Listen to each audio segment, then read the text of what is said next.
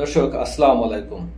এখন থেকে ফেসবুকে এবং ইউটিউবে যারাই আওয়ামী লীগের পক্ষে বয়ান তৈরি করার চেষ্টা করবেন, আওয়ামী লীগের পক্ষে কথা বলার চেষ্টা করবেন, তাদেরকে কিন্তু চাইলেই আপনার আইনের আওতায় আনা যাবে। এবং শুধু তাই নয়, যারা গ্রামে বসে ছোটখাটো মিছিল মিটিং করার চেষ্টা করেন আওয়ামী লীগের বিশেষ করে নেতাকর্মীরা, তাদেরকে কিন্তু চাইলেই ওই সংশ্লিষ্ট এলাকার থানার ওসি চাইলেই আপনাদেরকে কিন্তু গ্রেপ্তার করতে পারবে। তো সেই জায়গা থেকে যারাই আপনারা আছেন, আওয়ামী লীগের পক্ষে কথা বলেন বা আওয়ামী লীগের নেতাকর্মীরা আছেন, আমি মনে করি আইনের প্রতি শ্রদ্ধাশীল হয়ে আপনাদের এই মুহূর্তে অফ থাকা উচিত, আর কথা না বলা উচিত অন্তত আওয়ামী লীগের পক্ষে। এবং বিশেষ করে এই যে আপনার যারা মঞ্জুরুল আলম পান্না আছেন, মাসুদ কামাল আছেন, এরাই তো সব থেকে এখন আওয়ামী লীগের পক্ষে সব থেকে বেশি বয়ান তৈরি করার চেষ্টা করতেছেন। তো তাদেরকে কি আসলে গ্রেপ্তার করা হবে কিনা, নাকি শুধুমাত্র নাটক করবে সরকার?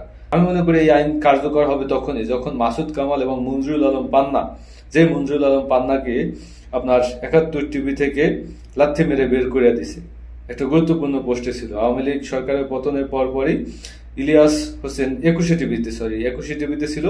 ইলিয়াস হোসেন কিন্তু সেই ২১ টিভি থেকে আমেরিকা বসে লাথি মারছে, মঞ্জুরুল আলম পান্না কিন্তু ২১ টিভি থেকে বরবাদ হয়ে এখন সেই ইউটিউব চ্যানেল খুলে বসছে এবং সেখানে তিনি মোটামুটি একটা বড় রকমের বয়ান তিনি তৈরি করার নিয়ে চেষ্টা করতেছেন আওয়ামী লীগের পক্ষে। তো আমি মনে করি এই আইন কার্যকর করার শুরুতেই এই মঞ্জুরুল আলম পান্না এবং এই মাসুদ কামাল তারা কি বলে, তাদেরকে গ্রেপ্তার করা হবে কিনা, এবং এরপর থেকেও তাদের কন্টেন্টগুলো দেখবো।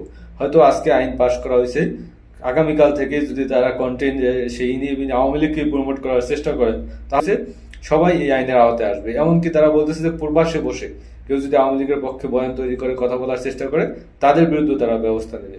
খুবই ভালো কথা, তারা ব্যবস্থা নিক, কিন্তু দেশে বৈশা যে তাদের নাকের ডগায় বৈশা এই আপনার মঞ্জুর আলম পান্না এবং মাসুদ কামালরা যে বয়ান তৈরি করে যাইতেছে দিনের পর দিন, তাদেরকে কি গ্রেপ্তার করা হবে?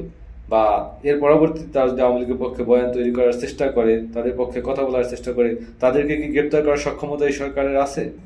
এটাই এখন আমাদের দেখার বিষয়।